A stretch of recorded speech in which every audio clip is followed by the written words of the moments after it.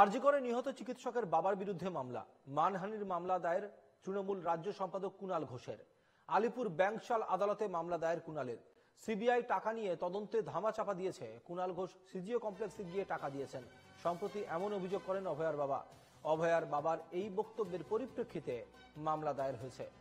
অভয়ার বাবার বিরুদ্ধে মামলা দায়ের হয়েছে। আরজি করে নিহত চিকিৎসক তার বাবার বিরুদ্ধে মামলা, মানহানির মামলা দায়ের করল তৃণমূল রাজ্য সম্পাদক কুণাল ঘোষ। আলিপুর ব্যাংকশাল আদালতে মামলা দায়ের করা হয়েছে কুণাল ঘোষের তরফে। কুণাল ঘোষ সিবিআইকে টাকা দিয়ে তদন্ত ধামাচাপা দেওয়ার চেষ্টা করেছে। কুণাল ঘোষ সিজিও কমপ্লেক্সে গিয়ে টাকা দিয়েছেন। অভয়ের বাবার এই বক্তব্যের পরিপ্রেক্ষিতেই মামলা দায়ের হয়েছে।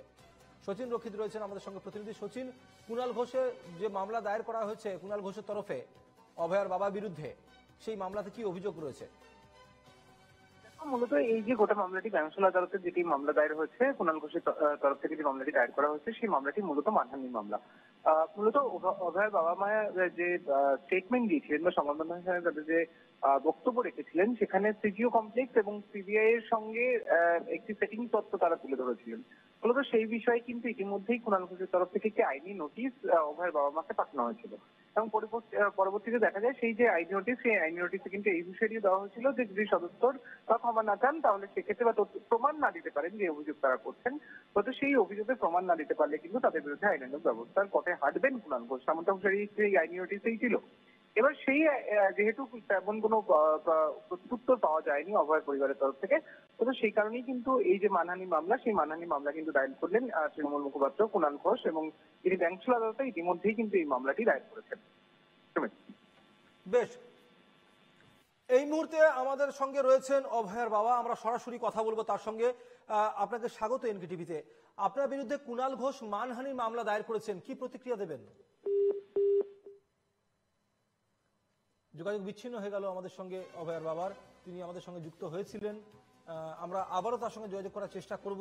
তবে এই মুহূর্তে আমাদের সঙ্গে রয়েছেন আমাদের প্রতিনিধি সচিন রক্ষিত। সচিন, আমরা যে বিষয়টি নিয়ে আলোচনা করছিলাম, এর আগেও বারংবার অভয়ের বাবা কিন্তু অভিযোগ করেছিলেন যে কোথাও তিনি অভিযোগ করেছিলেন যে তদন্ত অগ্রগতি হচ্ছে না, কোথাও তিনি অভিযোগ করেছিলেন যে সঠিক পথে তদন্ত হচ্ছে না। তিনি আদালতে দ্বারস্থ হয়েছিলেন, তিনি সুপ্রিম কোর্ট পর্যন্ত গিয়েছেন এবং সবকিছু নিয়ে তিনি রাষ্ট্রপতিকে কয়েকদিন আগে চিঠিও লিখেছিলেন। সেই চিঠিতেও কি এরকম কোনো কিছু বিষয় উল্লেখ করা হয়েছিল? দেখো, মূলত রাষ্ট্রপতির কাছে যে চিঠিটি লিখেছিলেন আমরা দেখেছিলাম যে অভয়ার পরিবারের তরফ থেকে একাধিক পদক্ষেপের মধ্যে অন্যতম গুরুত্বপূর্ণ পদক্ষেপ ছিল রাষ্ট্রপতির কাছে চিঠি লেখা, যেখানে তিনি একটি শব্দ ব্যবহার করেছেন যে সেভ আস, অর্থাৎ তাদেরকে রক্ষা করতে অনুরোধ করা হচ্ছে, আবেদন জানিয়ে চিঠি লিখেছিলেন তারা রাষ্ট্রপতির কাছে। এবং সেখানে তারা বিচার পাচ্ছেন না, তাদের সঙ্গে যে নবান্ন অভিযানে ঘটে যাওয়া যে অভিযোগ উঠেছিল যে পুলিশের তরফ থেকে তাদের উপর তাদের সঙ্গে শারীরিক অত্যাচার করা হয়েছে তাদের উপরে নবান্ন অভিযান চলাকালীন সেই সময়তে, এই যে গোটা যে অভিযোগ সেই গোটা অভিযোগ নিয়ে কিন্তু তারা রাষ্ট্রপতির দ্বারস্থ হয়েছিলেন। এবং তার আগেও একাধিক পদক্ষেপ তাদের তরফ থেকে, সেটি কখনো ঘটনাস্থল পরিদর্শন করতে চাওয়া থেকে শুরু করে হাইকোর্টের দ্বারস্থ হওয়া, মামলার অগ্রগতি নিয়ে হাইকোর্টের দ্বারস্থ হওয়া, এই যে গোটা আইনি প্রক্রিয়া, সেই গোটা আইনি প্রক্রিয়া কিন্তু চলছিল। ইতিমধ্যেই কিন্তু 1 বছর অতিক্রান্ত হয়ে গিয়েছে। 1 বছর অতিক্রান্ত হয়ে গিয়েও কিন্তু বেশ খানিকটা সময় পার হয়েছে। ফলত তারা বিচার পাননি এবং বিচার পাননি সেই অভিযোগকে সামনে রেখে বা তাদের সেই দাবিকে সামনে রেখেই কিন্তু তারা এখনো পর্যন্ত তাদের আইনি পদক্ষেপ চালিয়ে যাচ্ছেন। এবং সেই সময়তে যখন এই গোটা প্রক্রিয়াটি চলছে তখন তারা একাধিক সময় কিন্তু তাদের বক্তব্য প্রকাশ্যে এসছে এবং তারা কিন্তু একাধিক বিষয়ে তাদের মতামত জানিয়েছেন। এবং এক্ষেত্রে সিবিআই তদন্ত প্রক্রিয়া নিয়ে কিন্তু তারা প্রথম দিকে অসন্তুষ্ট ছিলেন এবং সেই অসন্তুষ্ট থাকাকালীনও তারা কিন্তু বিভিন্ন সময় তদন্ত অগ্রগতি নিয়ে আদালতের দ্বারস্থ হয়েছিলেন। এবং সেই যে সিবিআই তদন্ত প্রক্রিয়া, সেই তদন্ত প্রক্রিয়ায় তারা কিন্তু মূলত যে বিষয়টি তুলে ধরেছিলেন কিছুদিন আগে, যে তারা বলেছিলেন প্রকাশ্যে এসে যে এখানে একটি কিন্তু সেটিং তথ্য বলছেন যে সেটিং তথ্যের মাধ্যমে এই যে গোটা যে তদন্ত প্রক্রিয়া, সেই তদন্ত প্রক্রিয়া ধামাচাপা পড়েছে। ফলত সেই অঙ্গুলি নির্দেশ করা হয়েছিল কুণাল ঘোষের দিকে এবং কুণাল ঘোষ কিন্তু ইতিমধ্যেই আইনি নোটিশ তাদেরকে, বা যে লিগ্যাল নোটিশ যেটিকে আমরা বলে থাকি, সেই লিগ্যাল নোটিশ কিন্তু মূলত তারা পাঠিয়েছিলেন অভয়ের পরিবারকে। এবং সেখানে কিন্তু তারা বলেছিলেন, কুণাল ঘোষের তরফ থেকে বলা হয়েছিল যে এই যে গোটা যে তারা যে অভিযোগটা তুলছেন সেই অভিযোগের ভিত্তিতে যাতে তাদেরকে যে তথ্য প্রমাণ যেগুলি প্রয়োজন হয় সেই তথ্য প্রমাণ যাতে তারা সামনে আনেন অথবা তারা ক্ষমা চান, এই গোটা বিষয়টি বা তাদের বক্তব্য উইথড্র করে নিন, এই বিষয়টি কিন্তু বারংবার কুণাল ঘোষের তরফ থেকে আইনি নোটিশের মাধ্যমে বা কুণাল ঘোষ প্রকাশ্যে এসেও কিন্তু এই একই কথা বলেছিলেন বারংবার। বারংবার। পরবর্তীতে যখন তাদের তরফ থেকে কোনো রকম প্রত্যুত্তর পাওয়া গেল না, তখনই কিন্তু কুণাল ঘোষের তরফ থেকে একটি মানহানির মামলা দায়ের করা হলো অভয়ার পরিবারের বিরুদ্ধে। এবং সেখানে কিন্তু এই যে গোটা যে প্রক্রিয়া, তাদের অন্যতম গুরুত্বপূর্ণভাবে যে এই যে সেটিং তথ্য, সিবিআই এর সঙ্গে কুণাল ঘোষের যে সেটিং তথ্য তারা তুলে প্রকাশ্যে এনেছিলেন বা অভিযোগ এনেছিলেন, সেই ভিত্তিতেই কিন্তু মূলত সেই প্রকাশ্যে আনা সেই বক্তব্যের ভিত্তিতেই কিন্তু এই মানহানির মামলা দায়ের করা হলো কুণাল ঘোষের তরফ থেকে। দুদিন আগে যদি আমরা সচিন দেখি, যখন নবান্ন অভিযান ঘটেছিল, নবান্ন অভিযানের পরপরই যেটা কুণাল ঘোষ সাংবাদিক সম্মেলন করেছিলেন, সেখানে কিন্তু কুণাল ঘোষ বলেছিলেন যে বিজেপি মূলত এনাদের ওপর, এনাদের ঘাড়ে বন্দুক রেখে কিন্তু চালানোর চেষ্টা করছে। এবার যদি এই গোটা ঘটনাতে বারংবার যদি তারা এইভাবে পদক্ষেপ গ্রহণ করেন, অর্থাৎ অভয়ের বাবা মা যদি এই ধরনের পদক্ষেপ গ্রহণ করেন, তাহলে তাদের বিরুদ্ধে অনেক কিছু প্রশ্ন উঠে যায়। অর্থাৎ কোথাও না কোথাও গিয়ে কিন্তু শাসক দলের কাছে, শাসক দলের মুখপাত্রের কাছে একটা চক্ষুশূল ব্যাপার হয়ে দাঁড়িয়েই ছিল অভয়ের বাবা মা। সেক্ষেত্রে এই ঘটনা যখন সরাসরি যেখানে অভিযোগ করা হচ্ছে কুণাল ঘোষ সেটিং করছেন, সে গিয়ে তো আরো বেশি সমস্যার সৃষ্টি করেছিল। এবং যে কারণের জন্য কুণাল ঘোষের এই পদক্ষেপ কিন্তু খুবই সহজত ধারণা করা ছিল যে হয়তো কুণাল ঘোষ এই ধরনের কোনো পদক্ষেপ নিতেই পারেন। একদমই তাই। দেখো, শুধুমাত্র কুণাল ঘোষের বিরুদ্ধে বক্তব্যটি শাসক দলের বিরুদ্ধে যে তাদের প্রথম বক্তব্য এমনটি কিন্তু নয়। তারা এর আগেও কিন্তু একাধিক বক্তব্য তারা শাসক দলের বিরুদ্ধে, সরাসরি মুখ্যমন্ত্রীর বিরুদ্ধেও কিন্তু একাধিক অভিযোগ তুলেছিলেন। ফলত সেই জায়গায় দাঁড়িয়ে এবার 1 বছর পরে এই যে গোটা প্রক্রিয়াটি যখন পুনরায় 1 বছর পরে যখন পুনরায় রাত দখল হচ্ছে, তারা নবান্ন অভিযানের ডাক দিচ্ছেন, যখন মানুষ স্বতঃস্ফূর্ত ভাবে তাদের আন্দোলনে অংশগ্রহণ করছে, তখন কিন্তু বারংবার তারা তৃণমূল কংগ্রেসের তরফ থেকে তাদের অবস্থান স্পষ্ট করে একটি বিষয় বারংবার তারা তৃণমূল কংগ্রেসের তরফ থেকে বলা হয়েছিল যে তারা নবান্ন অভিযান কেন করছেন, যেখানে তদন্ত প্রক্রিয়া সিবিআই এর হাতে, যেখানে আদালতের নির্দেশে বা আদালতের পর্যবেক্ষণে এই যে গোটা যে তদন্ত প্রক্রিয়া, সেই তদন্ত প্রক্রিয়া সিবিআই এর হাতে রয়েছে। তদন্ত অগ্রগতি যদি না থাকে তাহলে সেক্ষেত্রে সম্পূর্ণভাবে দায়ী এক্ষেত্রে সিবিআই।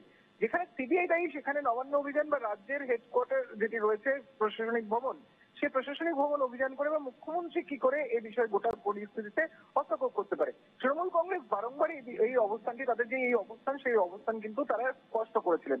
এবং সেইখানে দাঁড়িয়ে যখন তৃণমূল কংগ্রেসের মুখপাত্র বারংবার এই যে গোটা পরিস্থিতিতে দাঁড়িয়ে একাধিক প্রশ্ন তাদের বিরুদ্ধে তুলছেন, সেই মুহূর্তে দাঁড়িয়ে যখন নবান্ন অভিযানের পরবর্তী সময়ে একাধিক অভিযোগ উঠেছে পুলিশের বিরুদ্ধে, শাসক দলের বিরুদ্ধে, যখন তারা অভিযোগগুলি তুলে ধরছিলেন অভয়ের পরিবারের তরফ থেকে, তখন সেই অভিযোগের ভিত্তিতে অন্য অত্যন্ত গুরুত্বপূর্ণভাবে একটি অভিযোগ তারা তুলে ধরেন যে সিবিআই তদন্ত প্রক্রিয়া নিয়ে যখন প্রশ্ন ওঠে, তখন সেই তদন্ত প্রক্রিয়া কেন আগে এগোচ্ছে না। এবং তার পরিপ্রেক্ষিতে অভয়ের পরিবার যেটি বক্তব্য রাখেন, সেই বক্তব্যে তারা স্পষ্ট করেন যে তৃণমূল কংগ্রেস অন্য অত্যন্ত গুরুত্বপূর্ণভাবে এক্ষেত্রে কুণাল ঘোষের নাম নিয়ে তারা যে বিষয়টি বলেন যে এক্ষেত্রে সিবিআই এর সঙ্গে সেটিং তথ্য একটি তুলে নিয়ে আসেন কুণাল ঘোষকে মাঝখানে রেখে। ফলত সেই জায়গায় দাঁড়িয়ে কুণাল ঘোষের তরফ থেকে কিন্তু বারংবার এই বিষয়টি সংবাদ মাধ্যমের সামনেও প্রকাশ্যে বারংবার তিনি বলেছেন যে গোটা পরিস্থিতিতে দাঁড়িয়ে অভয়ের পরিবারের প্রতি সহানুভূতি রেখে তিনি যে প্রশ্নটি রেখেছিলেন যে এই যে অভিযোগ তারা তুলছেন, তারা কোন তথ্যের ভিত্তিতে তুলছেন বা কোন তথ্য প্রমাণের ভিত্তিতে তারা তুলছেন এই গোটা অভিযোগটি। যদি তাদের কাছে তথ্য প্রমাণ থাকে তাহলে সেই তথ্য প্রমাণ প্রকাশ্যে আনুক, অথবা যদি তাদের কাছে তথ্য প্রমাণ না থাকে তাহলে সেক্ষেত্রে যাতে তারা এই গোটা অভিযোগ যেটি রয়েছে সেই গোটা অভিযোগের ভিত্তিতে সম্পূর্ণ অভিযোগটি উইথড্র করে নেন বা তাদের বক্তব্য উইথড্র করে নেন। এক্ষেত্রে তারা কিন্তু যাতে ক্ষমা চান এই গোটা পরিস্থিতিতে দাঁড়িয়ে, সে বিষয়টি কিন্তু ইতিমধ্যে আইনি নোটিশের মাধ্যমে কুণাল ঘোষের তরফ থেকে জানানো হয়েছিল অভয়ের পরিবারকে। এবং পরবর্তীতে কুণাল ঘোষ কিন্তু যে বিষয়টি হুঁশিয়ারি আইনি নোটিশও দেওয়া হয়েছিল যে তারা কিন্তু যদি এই যেমনটি বলা হয়েছিল যে তারা যাতে উইথড্র করে নেন, যদি তারা কোন রকম প্রত্যুত্তর না দেন তাহলে সেক্ষেত্রে কিন্তু আইনি পদক্ষেপ হতে পারে। এবং সেই বিষয়টি কিন্তু সচিন, আসবো তোমার কাছে। চিকিৎসক সুবর্ণ গোস্বামী এই মুহূর্তে আমাদের সঙ্গে যুক্ত হয়েছেন। সুবর্ণবাবু, আপনাকে স্বাগত এনকেটিভিতে। সুবর্ণবাবু, কুণাল ঘোষের বিরুদ্ধে অভয়ের বাবা অভিযোগ করেছিলেন নাকি সিবিআই এর সঙ্গে সেটিং করেছিলেন কুণাল ঘোষ, সেই পরিপ্রেক্ষিতে কুণাল ঘোষ এবার আদালতে গিয়ে মানহানির মামলা করলেন অভয়ের বাবা মায়ের বিরুদ্ধে, কি প্রতিক্রিয়া দেবেন?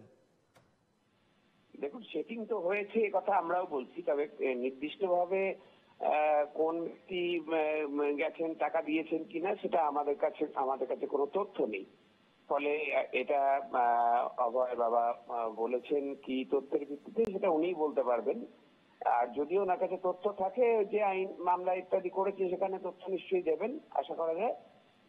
তবে আর শাসক দলের তরফ থেকে আরেকটি সংবেদনশীলতা আশা করেছিলাম, যদি কিছু ভুল বলে থাকেন উনি সংবাদ মাধ্যমেই সেটা বলতে পারতেন যে না, এরকম কিছু বিষয় নয়, মামলা এরকম হচ্ছে যে একজন ভিকটিম তার বাবা মাকে বিচার দিতে পারছে না সরকার, সে তাদের সরকার, তার উপরন্তু তাদেরকে মামলায় জড়াচ্ছেন, এটা অত্যন্ত দুর্ভাগ্যের বিষয়।